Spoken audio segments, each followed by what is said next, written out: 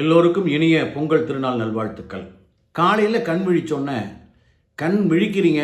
அப்போ என்ன பார்க்குறதுன்னா, உங்கள் கால் மாட்டுக்கு எதிரில் நீங்கள் கண்ணை திறந்தோன்னு பார்க்குற மாதிரி கடவுள் படம் மாட்டாதீங்க, மகான்கள் படங்களை மாட்டுங்க. கண்ணை திறந்த உடனே யாரோ உங்களுக்கு பிடிச்சவர், பாபாவோ கோரக்கரோ யார் வேணாலும் மாட்டி வைங்க, அவர்களை பாருங்கள். அப்புறம் 2 கையும் நல்லா தேய்ச்சி முகத்தில் தடவுங்க. ஏன்னா இரவு முழுவதும் இந்த சக்திகள் எல்லாம் இந்த 2 விரல்களில் தான், இந்த கைகளில் இருக்கும். அப்போ இந்த முகத்தில் தடவும் போது அந்த சக்தி மீண்டும் நமக்கே வரும். கட்டில் படுத்திங்கன்னா கீழே பூமாதேவியை தொட்டு கும்பிடுங்க. ஒரு பாத்திரத்தில் தண்ணி பிடிச்சி வச்சுட்டு சேமித்து வச்சுட்டு அதுக்கப்புறம் தண்ணீர் குடிங்க, மற்ற எல்லாம் பண்ணுங்கள்.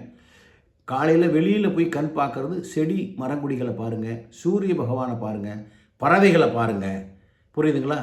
நல்ல சகுனமாக இருக்கும் காலையில். அப்படி இதெல்லாம் நீங்கள் பார்த்தீங்கன்னா அன்றைய பொழுது நல்ல சிறப்பாக சந்தோஷமாக இருக்கும். கடிகாரத்தை அவசியம் பார்க்கணும். அதனால தான் நான் சொல்வேன், கடிகாரத்தை நல்ல கரெக்டான நேரம் வைக்கணும். இந்த பிள்ளைகள் ஸ்கூலுக்கு போகிறதுக்காக மாற்றி வைப்பாங்க, 10 நிமிஷம் 20 நிமிஷம் பண்ணக்கூடாது. சரியான நேரம். கடிகாரத்தை பார்த்துட்டு கண்ணாடியில் உங்கள் முகத்தை பாருங்கள்.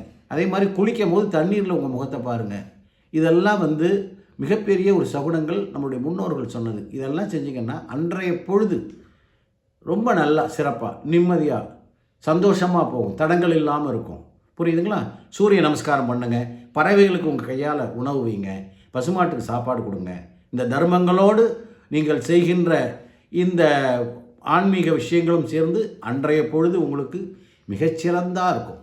ஒரு நாள் பொழுது விடிஞ்சு பொழுது போனால் உங்கள் வாழ்க்கையில் நல்ல விஷயங்கள் நடக்கணும். துக்கமே நடக்கக்கூடாது, கெடுதல் நடக்கக்கூடாது, தடங்கள் இருக்கக்கூடாது. நிம்மதியாக வெளியில் போயிட்டு நிம்மதியாக சந்தோஷமாக வீட்டுக்குள்ளே வரணும். தடங்கள் இல்லாத நல்ல நாளாக அமைய வேண்டும். சரிங்களா? சப்ஸ்கிரைப் பண்ணுங்கள். வணக்கம்.